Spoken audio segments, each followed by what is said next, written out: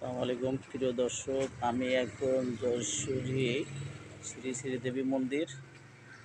ভারতের মাননীয় প্রধানমন্ত্রী নরেন্দ্র মোদী সাহেব কিছুদিন আগে আমাদের এই বাংলাদেশের এই শ্রী শ্রী যশোরী দেবী মন্দিরে এসেছিলেন।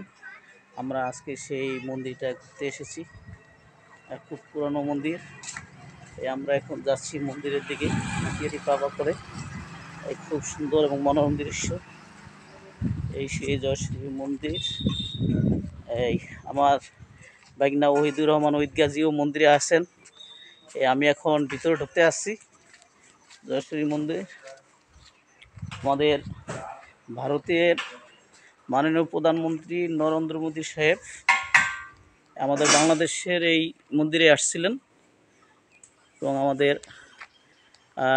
আমরা আজকে সেই আমাদের যশোরী মন্দির আসছি দেখার জন্য।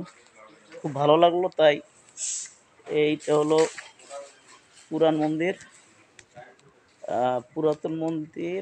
এলো মন্দিরের ভিতর এবং এই হলো মন্দিরের মূল ফটক। এই যে মন্দিরের মূল ফটক।